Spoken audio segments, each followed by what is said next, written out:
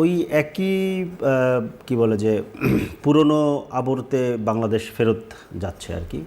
Interesting ঘটনা হচ্ছে যে বারবার বলা হচ্ছিল যে সরকারের হানিমুন পিরিয়ড শেষ হয়নি, এখনই কেন এত কথা।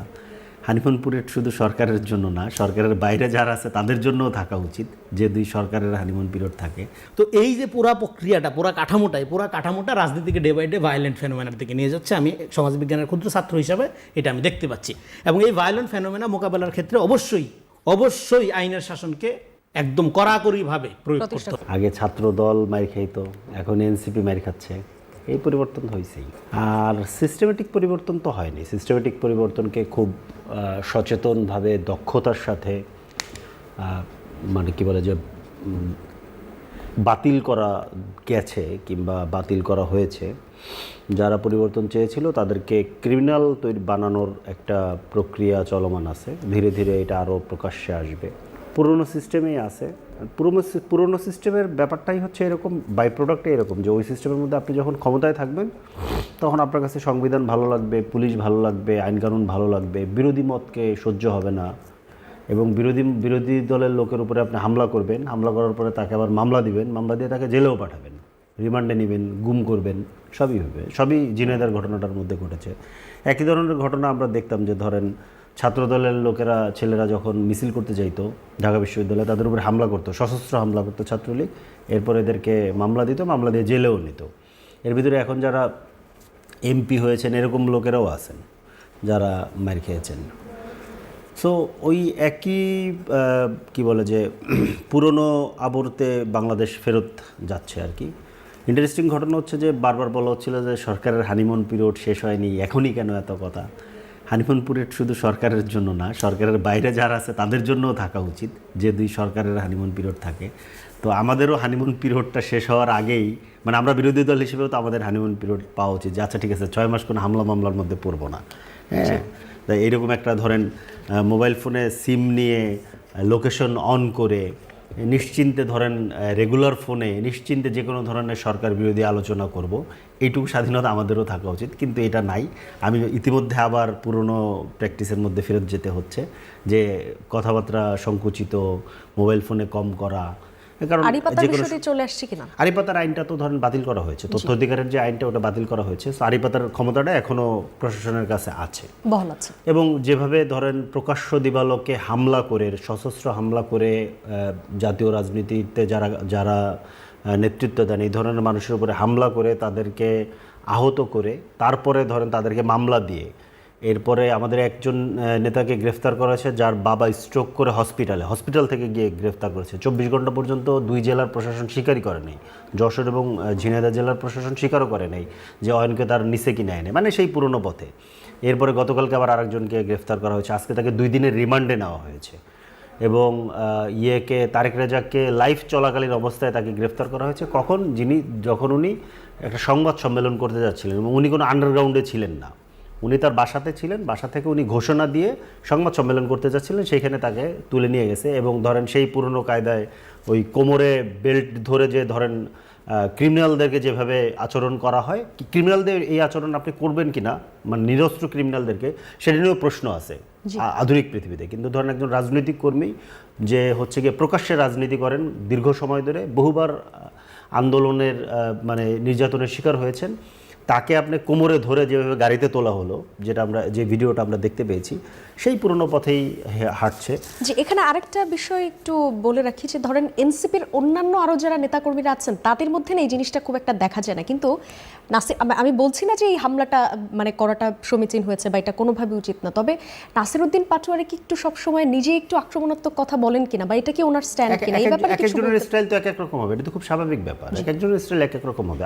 আপনি এর থেকে আরো 3 গুণ আক্রমণ দিয়ে কথা বলেন, আপনি তো সরকারে আছেন, কোনো অসুবিধা কি? কিন্তু কথার জবাব কথা দেওয়া হবে। এই কথা আমরা বিএনপির পক্ষে গত 15 বছর বলে আসছি, যে কথার জবাবে কোনো রকম অন্য কোনো কিছু হতে পারবে না। কথার জবাব আপনি কথা দিয়ে দেন, সেই কথার কারণে যদি কোনো সহিংস ঘটনা ঘটে, কোনো সহিংসতাকে কেউ কথা দিয়ে উস্কে দেয়, সেটার জন্য পৃথিবীতে আলাদা রুলস আছে, আপনি সেটার জন্য ব্যবস্থা নেবেন। কথার জবাব কথায়, কথার জবাব লাঠি দিয়ে না। কথার জবাব কখনোই লাঠি দেওয়া হবে না। এইটা হচ্ছে একদম পরিষ্কার ফাইন লাইন, এখানে ফুল স্টপ, এরপর আর কোনো আলোচনা নেই।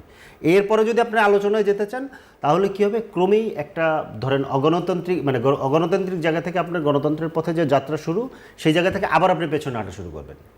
আবার সেই জায়গাটাতে দায়িত্ব এবং কর্তব্য সবসময় সরকারের বেশি, সরকারি দলের বেশি। কথার জবাব যেরকম ফরিদুল হক যে লাঠি দিয়ে হবে না, ঠিক আছে, কিন্তু আমরা আবার দেখছিলাম আপনাদের আসিফ মাহমুদ সজীব ভুঁইয়া তিনি আবার বলছেন যে ভায়োলেন্স যদি কেউ করতে চায় তাহলে ভায়োলেন্স আসলে আপনাদের থেকে কেউ বেশি করতে পারবে না। আই মিন যারা এনসিপির আছে তাদের না, না, কথা হয়তো উনি বলেছেন। ওইভাবে না, উনি এখন বলেন। এখন ধরেন এইখানে উনি যেহেতু একটি গুরুত্বপূর্ণ পদে আছেন এবং উনি সরকারেও থেকেছেন অন্তর্বর্তী সরকারের সময়, ওনার মুখ থেকে যখন এই ধরনের কথা আসে তখন কিন্তু অনেক ধরনের প্রশ্ন রেইজ হবে। তখন এরকম কথাই আসবে যে তাহলে কি জুলাইয়ে আসলে ভায়োলেন্স হয়েছিল, ভায়োলেন্স দিয়ে সরকারের পতন হলো, নাকি এটি আসলে জনগণের মানে সকল মানুষ আসলে চেয়েছিল বলে এরকম একটি আন্দোলন হয়েছিল, মানে এরকম অনেক ধরনের প্রশ্ন যখন চলে আসে। যখন আমাদের উপরে গুলি চালানো হচ্ছিল আমরা স্বাভাবিকভাবে লাঠি হাতে তুলে নিয়েছি, ইট নিক্ষেপ করেছি। এটাকে যদি আপনি ভায়োলেন্স আকারে রিড করতে চান তাহলে এটা ভায়োলেন্স, খুব সিম্পল। মানে যখন আপনার উপরে গুলি চালানো হবে তখন আপনি পাল্টা কি করবেন? আপনাদের দলের নেতাকর্মীরাই বলছেন যে সেটি ভায়োলেন্স। না, আপনাকে যখন কেউ আক্রমণ করবে আপনি তো প্রতিরোধ করবেন, খুব স্বাভাবিকভাবে। আপনি তো পড়ে পড়ে মার খাবেন না, এটা হয় না, পৃথিবীতে কোথাও এটা চলে না। কিন্তু আপনাকে যেটা বুঝতে হবে যে দায়িত্বশীল জায়গাতে যারা আছেন কথার জবাবে আপনি লাঠি নিয়ে আসতে পারবেন না, সিম্পল হিসাব। এবং আপনি এইখানে এবং ধরেন ছাত্রদলের একজন নেতা মসজিদ থেকে যখন নাসিরউদ্দিন পাটোয়ারিকে বের হইছেন, ছাত্রদলের সম্মত কোনো একটা বিশ্ববিদ্যালয়ের শাখার আহ্বায়ক, সে বয়সে বড় হইতে পারে, কিন্তু নাসিরউদ্দিন পাটোয়ারি জাতীয় পর্যায়ে রাজনীতি করেন, উনি ছাত্রদলের একটা বিশ্ববিদ্যালয়ের শাখার আহ্বায়ক, উনি ওনাকে জ্ঞান দেওয়ার কেউ না। ওনার ওই পর্যায়ে জ্ঞান থাকলে উনি বিএনপির ধরেন এখানকার কেন্দ্রীয় কমিটির নেতা হইতেন, ওটা জ্ঞান দেওয়ার কিছু নাই, মানে মাস্তান লোক।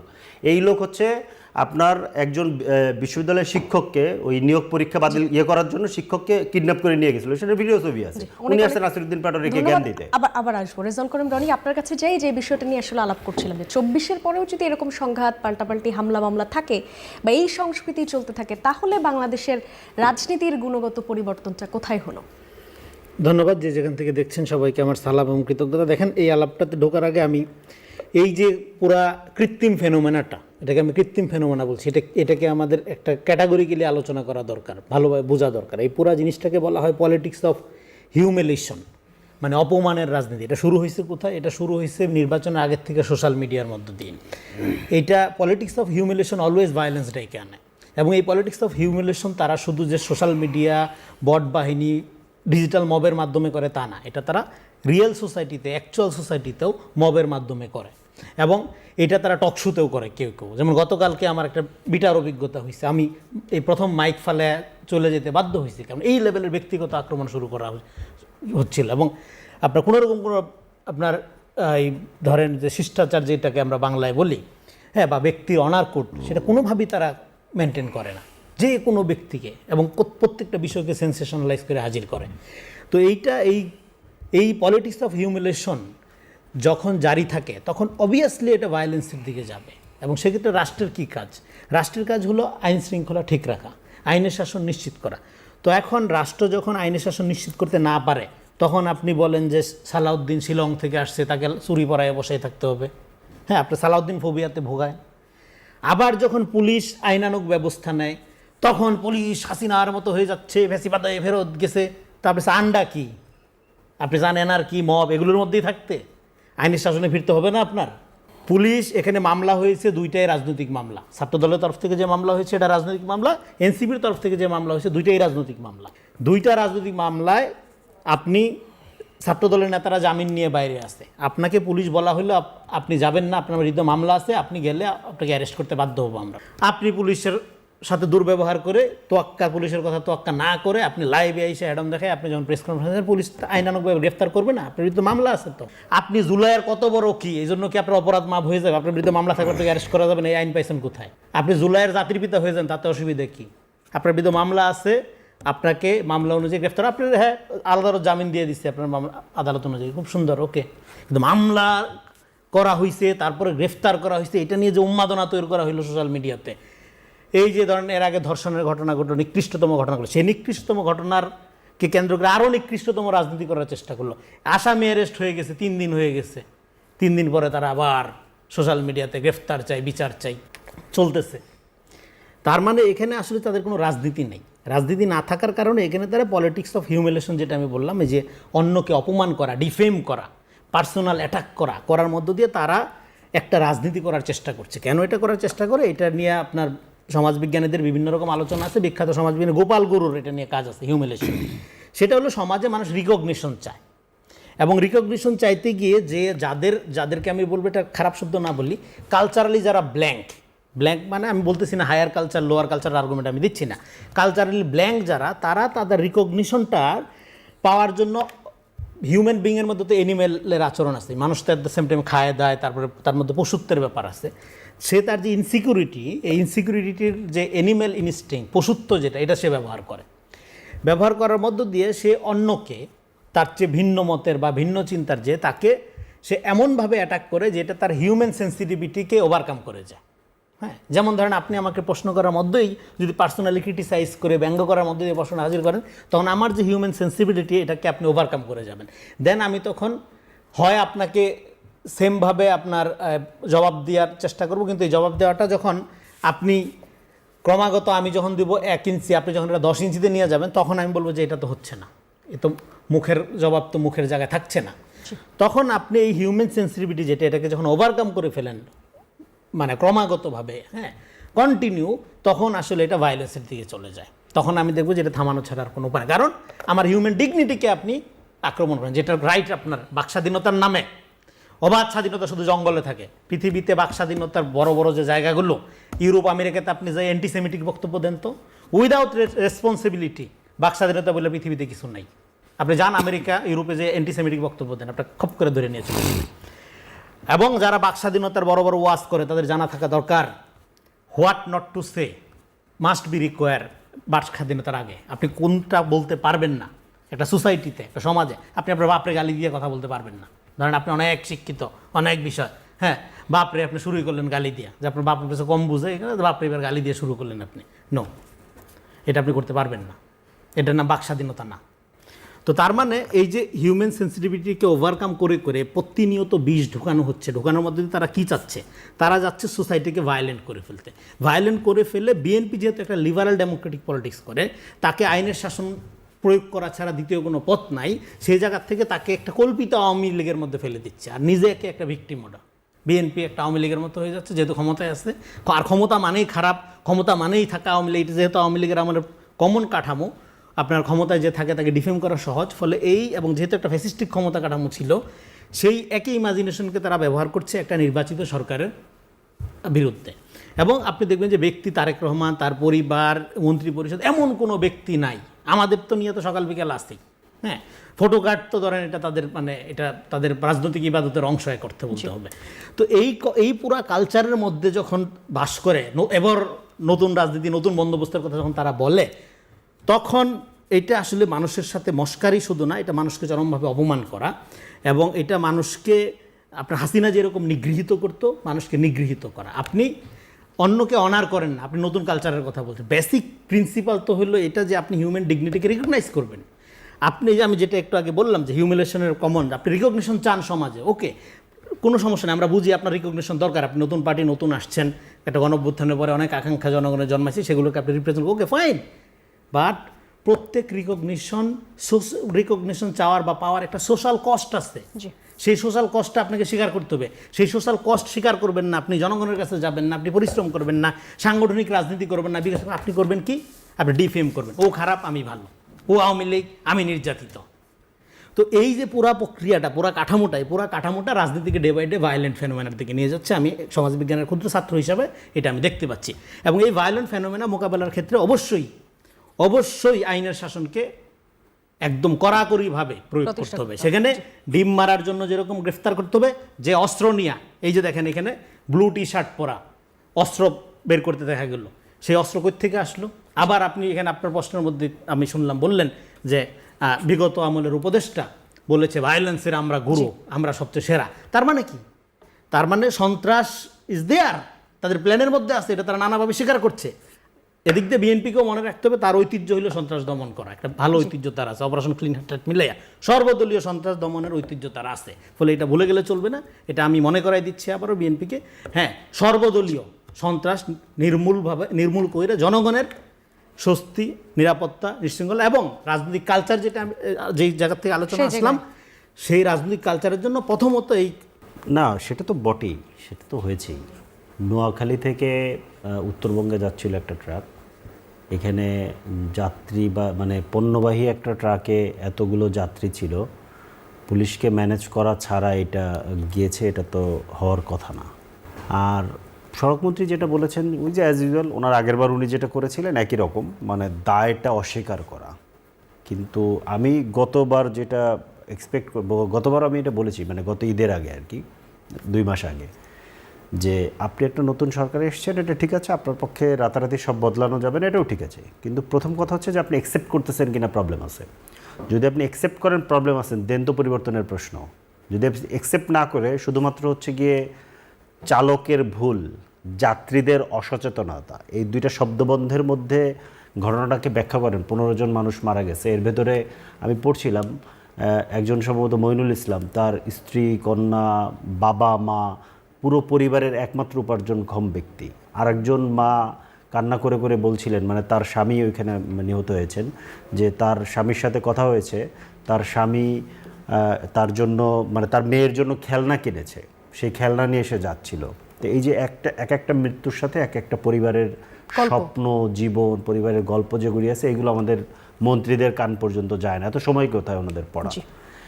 আর একটা ব্যাপার যেটা, সেটা হচ্ছে যে আপনি এমন একটা মানে সড়কের মধ্যে এমন একটা কাঠামো আপনি রাখবেন যে, কিংবা সড়ক না, এটাকে শুধু সড়ক দিয়ে দেখলে হবে না, পুরো যোগাযোগ ব্যবস্থার মধ্যে দিয়ে দেখতে হবে, যে একজন মানুষ বাধ্য হবে যে তিনি ওই পণ্যবাহী ট্রাকের ত্রিপলের উপরে বসে একটা লম্বা জার্নি করার জন্য, কারণ ঈদে তার পরিবারের কাছে যেতে হবে, কেন ওই পরিমাণ টাকা সে আর্ন করতে পারে না। তাহলে এইখানে আপনি কি করছেন, এটা হচ্ছে একটা প্রশ্ন। আর আপনার সব কিছু নির্ভরতা এত সড়কে, এটা কেন? এই পুরো যোগাযোগ ব্যবস্থাটা নিয়ে অনেকগুলো প্রশ্ন আছে এইখানে। এটা রাতারাতি কারোর পক্ষে ঠিক করা সম্ভব না, এটা যেমন সত্য, কিন্তু এই ধরনের মন্ত্রী, তাদের দ্বারা এটা করা খুবই কঠিন, কারণ সে স্বীকারই করে না এখানে প্রবলেম আছে। দ্বিতীয়ত, এখন আবার খেপে যেতে পারেন, দ্বিতীয়ত যে ধরেন আই হ্যাভ এ প্ল্যান কিংবা উই হ্যাভ এ প্ল্যান, সড়ক ব্যবস্থাপনার প্ল্যানটা কোথায়? আমরা তো দেখতে পাইনি এখনও। হানিমুন পিরিয়ড কি এখনও শেষ হয় নাই? 100 দিন তো পার হয়ে গেছে, 2টা ঈদ চলে আসলো, অলরেডি আজকে 26 থেকে 30 জন মানুষ নিহত হয়েছেন, আরও কতজন ঘটবে আগামী 1 সপ্তাহে আমরা জানি না। তো প্ল্যানটা কি? যা আছে তাই থাকবে, শুধুমাত্র অমুক মন্ত্রীর বদলে শেখ রবিউল ইসলামকে মন্ত্রী বানিয়ে দিলে চেঞ্জ হয়ে যাবে? এটা তো বাংলা একটা গবেটও বোঝে, যেটা সম্ভব না। আপনাকে এখানে একটা মাস্টার প্ল্যান নিতে হবে। What is your master plan? এটা করেন, সামনে আনেন, বলেন। মানুষগুলোর জীবনের মূল্য আছে তো, এই মানুষগুলো তো এমনি এমনি ভেসে আসে নাই, এই মানুষগুলোর জীবনের মূল্য আছে। মানুষ মারা যাবে, আপনি দাঁত কেলিয়ে ক্যামেরার সামনে এসে মন্ত্রী হয়ে পাবলিকের টাকা আপনি গাড়িতে চড়েন, পাবলিকের টাকা আপনি করেন, দাঁত কেলিয়ে আসে বলবেন যে চালকের ভুল, যাত্রীদের অসাবধানতা। আপনার কি? আপনার কিছু না, আপনার শুধু বেতনটা আর উপরে এই কি বলে যে এই লালবাত্তি, এইটুকু শুধু আপনার, আর কোনো দায় দায়িত্ব আপনার নাই। আপনারা কি করতে চান? এই যে ধ্বংসপ্রাপ্ত যোগাযোগ কাঠামো, এবং যেখানে মহামারী আকারে হয় যে আপনার ঈদের সময় প্রতি বছর যে কোনো রোগে যে মানুষ মারা যায়, তার থেকে বেশি মানুষ মারা যায় সড়ক দুর্ঘটনায়, এটা গত 50 বছর ধরে ক্রমেই বাড়ছে। আপনাদের পরিকল্পনাটা কি? আপনারা কি করবেন? এইভাবে চাঁদাবাজি চলতে থাকবে, এইভাবে পুলিশের ঘুষ খাওয়া চলতে থাকবে, এইভাবে পুরনো ফিটনেস ছাড়া গাড়িগুলো চলতে থাকবে, এগুলো এইভাবে লাইসেন্সবিহীন ড্রাইভাররা গাড়ি চালাতে থাকবে, আর আপনারা চুপচাপ বসে বসে দেখবেন। মানে এরপরে বলবেন যে যাত্রীদের ভুল, চালকের অসাবধানতা, এগুলো তো এভাবে তো হবে না। একটু রিজলভ করেন রনি, আপনার কাছে যে একই বিষয়ে, মানে সড়ক ব্যবস্থাপনার প্ল্যানটা আসলে তাহলে সরকারের কোথায়, মানে এই দায়টা আসলে কে নেবে তাহলে? দেখেন, দায়িত্ব যার, দায়ও তার। এবং আমাদের বাংলাদেশে উৎসব যাত্রা প্রায় সময়ই শোকযাত্রায় পরিণত হয় প্রত্যেকবারই, এটা একটা কমন চিত্র। এবং এই চিত্রের দায়ভার এককভাবে যেমন এই সরকারের না, এটা পুরো কাঠামোর আলোচনা আসছে। কিন্তু এখানে যেটা খোঁজা দেওয়ার চেষ্টা করা হলো যে আমি এবার খেপে যাব না, খেপার কিছু নাই। এখানে ট্রাফিক ব্যবস্থাপনা আপনারা অলরেডি দেখেছেন, এআই জেনারেটেড ক্যামেরার কারণে এখানে ট্রাফিক ব্যবস্থাপনার উন্নতি অলরেডি ঢাকাতে লক্ষ্য করা গেছে। 1 সপ্তাহে 3,500-এর মতো মামলা হয়েছে। এবং ট্রাফিক, আপনি ঢাকার ট্রাফিক, এটা ভয়াবহ, মানে এটা অকল্পনীয়। ঢাকার ট্রাফিক শুধু না, আপনার ইকোলজি, বায়ু এবং আপনার পানি, স্বাস্থ্য ব্যবস্থাপনা সব মিলে এটা পৃথিবীর নিকৃষ্ট বাসযোগ্য শহরগুলোর মধ্যে অন্যতম একটা জায়গায় থাকে সবসময়। সেখানে একটা রেগুলেশন আনার জন্য একটা প্রাইমারি উদ্যোগ হিসেবে এআই ক্যামেরা চালিত ট্রাফিক সিস্টেম ব্যবহার করা হচ্ছে, এবং এটার সুফল অলরেডি নগরবাসী পাওয়া শুরু করেছে। তো এখন ধরেন পরিকল্পনা কি দেখেন, পরিকল্পনা দেখেই তো মানুষ ভোট দিয়েছে। ইলেকশনটা, এই যে ইলেকশনটা হইলো যে 3 মাসের সরকার, কোন সরকার? প্রোপাগান্ডা বনাম পরিকল্পনা। প্রোপাগান্ডায় যদি মানুষ আগ্রহী থাকতো, ফেসবুকে যারা সকাল বিকাল সরকার গঠন করছিল তাদেরই তো রাষ্ট্র ক্ষমতা দখল করার কথা। সরকারের পরিকল্পনা তার ইস্তেহারে পরিষ্কারভাবে বর্ণনা করা আছে। সেই পরিষ্কারভাবে বর্ণনার মধ্যে এটা আছে অবশ্যই এইটা একটা কাঠামোগত সার্বিক সমন্বিত আপনার অগ্রগতির বিষয়। ডেফিনেটলি মানুষের অর্থনৈতিক সক্ষমতা যদি এমন মাত্রায় থাকতো যে তাকে এইভাবে জীবনের ঝুঁকি নিয়ে একটা খোলা ট্রাকে এত বড় জার্নি আপনার করার দরকার পড়তো না। তার যদি অর্থনৈতিক সচ্ছলতা ওই তাদের লেভেলে জন্য থাকতো। একটা পরিকল্পনা আসলে থাকা হ্যাঁ। দরকার। আমি ফলে এই আলোচনা কোন প্রেক্ষাপটে বলেছে এটা তো মানে এর মধ্যে সবগুলো প্রেক্ষাপটেই বলেছে, মানে এখন পর্যন্ত ধরেন গণভোটের গণভোটের মন্তব্য আমাকে ইস্যু আছে। জিজ্ঞেস করলে এটা আমার জন্য ব্যাখ্যা করা একটু ডিফিকাল্ট, কিন্তু এইটা জনবিচ্ছিন্ন হয়ে পড়ছে। এটা এক ধরনের মানে কি বলে যে এক ধরনের ফাঁপা আলাপ, ঠিক আছে। মূল জিনিসটা হচ্ছে সরকার যা করছে বেশিরভাগ কাজ জনগণের আকাঙ্ক্ষার বিপক্ষে, এবং গণরায়কে সরকার ইতিমধ্যে পদদলিত করেছে। জনগণের সংস্কারের যে আকাঙ্ক্ষাগুলো ছিল সেই আকাঙ্ক্ষাগুলোকে তারা ভেস্তে দিয়েছে, এবং একটা পুরনো পথে সরকার একদম গুছিয়ে সুন্দর করে গত মানে কি বলবো যে 2-2.5 মাসে তারা সুন্দরভাবে একটা পুরনো পথের সরকার হিসেবে তারা প্রতিষ্ঠা করতে পেরেছে। তাদের মন্ত্রীদেরকে যদি দেখেন, তাদের কথাবার্তা যদি দেখেন, তাদের অঙ্গভঙ্গি যদি দেখেন, সব কিছু ধরেন একই রকম। ওনার কাছে একটু যদিও একটু উনি আগেরবার অনেকগুলো কথা বলেছিলেন, টাইমের কারণে আমি বলতে পারি নাই, কিন্তু অ্যান্টিসেমিটিজমের কথা বলছেন, আবার লিবারেল ডেমোক্রেসির কথাও বলতেছেন। লিবারেল ডেমোক্রেটিক যদি আপনি হইতে চান তাহলে আপনার সরকার থাকলে মানুষের কথা শুনতে হবে, গায়ের চামড়া মোটা করতে হবে, কারণ আপনি পাওয়ারে আছেন তো, পাবলিকের ট্যাক্সের পয়সা আপনার বেতন হয় তো, আপনি লাল বাত্তিওয়ালা গাড়ি চালান, এসি রুমে থাকেন, হায়ার রোডে আপনাকে বাসা দেওয়া হয়, তো আপনাকে কথা শুনতে হবে। লিবারেল ডেমোক্রেসি এটাই আমাদেরকে শিখাইছে। আর অ্যান্টিসেমিটিজমের নামে পৃথিবীতে জায়নবাদের উত্থান হয়েছে। আর অ্যান্টিসেমিটিজম আর অ্যান্টি বিএনপি এক জিনিস না। বিএনপির উপরে এই সেমেটিকদের উপরে যে ধরনের হয়েছে, বিএনপির উপরে সেটা হয় না, সেটা এক জিনিস না। এবং আপনি এখন ক্ষমতায় আছেন, প্রায় শেখ হাসিনার মতো ক্ষমতা আপনি উপভোগ করছেন। শেখ হাসিনার কাছে রাষ্ট্রের যে পাওয়ার ছিল, তারেক রহমানের কাছে প্রায় একই রকম পাওয়ার আছে। কিছু জিনিস কম আছে, সেটাকে পূরণ করার ওনারা চেষ্টা করতেছেন। আওয়ামী লীগের ভাড়া করা লোকদেরকে, ভাড়া করা যে কালচারাল যে ফ্যাসিস্টগুলো ছিল সেগুলোকে বিএনপির পক্ষে ভাড়া খাটিয়ে এটা করার ওনারা চেষ্টা করছেন ব্যাপকভাবে। কিন্তু ধরেন আমি যেটা বলবো যে জনবিচ্ছিন্ন না, বা জনগণের আকাঙ্ক্ষার বিপরীতে দাঁড়িয়েছে, এইটা যদি কন্টিনিউ করতে থাকে তাহলে জনবিচ্ছিন্ন হওয়ার ঝুঁকি আছে। অনেক অনেক ধন্যবাদ রেজাউল করিম রনি। একই প্রশ্ন, সরকার কি জনগণ থেকে দূরে সরে যাচ্ছে? এটা বিরোধী দলের অনেক কিছু মনে হয়, হ্যাঁ, তাদেরকে মনে হয়, তারা তো নির্বাচনের আগে মনে হয়েছিল তাদেরকেই সারা দুনিয়া চায় তাদেরকে ক্ষমতায় বসাইতেই। দেখেন এখানে আমি অ্যান্টিসেমিটিজমের উদাহরণটা বিএনপির সাথে তুলনার জন্য আমি দিচ্ছিলাম ফ্রিডম অফ স্পিচের, মানে মত প্রকাশের স্বাধীনতার কথা বলতে গিয়ে। এখন যারা বিশ্বাসী করে হিউমিলেশন, এবং দেখেন হিউমিলেশন, অপমান এবং জাস্টিস, যারা হিউমিলেশনের কালচারে বিশ্বাস করে তারা জাস্টিসে বিশ্বাস করে না। কারণ যারা হিউমিলেশন করে, অন্যকে ডিফেম করে, অন্যকে অপমান করে, ব্যক্তি আক্রমণ করে, ব্যক্তি নিন্দা করে, ব্যক্তির কুচ্ছা রটনা করে, ব্যক্তির বিরুদ্ধে প্রপাগান্ডা করে, তারা জানে যে তাদের পক্ষে জাস্টিস চাওয়া সম্ভব না। এটা ইনজাস্টিস যাইনেই তারা করে। এইটা তাদের একটা পলিটিক্যাল অ্যাপ্রোচ আকারে করে, এবং এই অ্যাপ্রোচটা একটা ফ্যাসিবাদী রাজনীতিক ধারা থেকে তৈরি হয়। যাদের কোনো রাজনীতি নাই তাদের রাজনীতি হলো অন্যকে ডিফেম করা। বিএনপি খারাপ, সরকার জনগণের টাকায় চলে, সারা পৃথিবীতেই চলে। জনগণের টাকা চলে বইলে সরকারের বিরুদ্ধে আপনি প্রপাগান্ডা করতে পারেন না। সরকারের কনস্ট্রাকটিভ সমালোচনা ডেফিনেটলি জরুরি।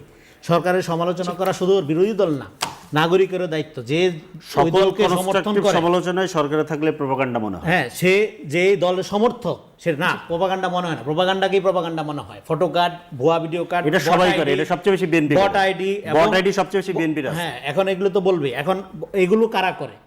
এগুলো একটা ইন্ডাস্ট্রিয়াল লেভেলে এই ইলেকশনের আগের থেকে তারা শুরু করছে, এখনো তারা এই কালচার চালায় যাচ্ছে।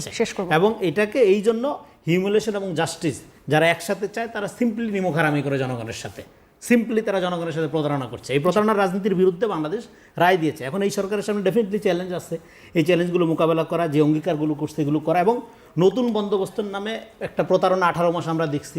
এই পুরানা প্রতারণার থেকে বের হয়ে বাংলাদেশকে একটা পুনর্গঠন প্রক্রিয়ার দিকে হাঁটতে হবে জনগণকে সাথে নিয়ে। এবং এই যে সড়ক দুর্ঘটনার কথা বললেন, এইটা বাংলাদেশে আমি বলবো এই যে পরিবারগুলো, এই ইমিডিয়েট সরকার যেন তাদের দিকে সাহায্যের হাত বাড়ায়। দুজনকে অনেক অনেক ধন্যবাদ। এই ঈদ উপলক্ষে জনগণের উচিত হলে ফ্যাসিলিটিটাকে ভাগ করে নেওয়া। জি, দুজনকে অনেক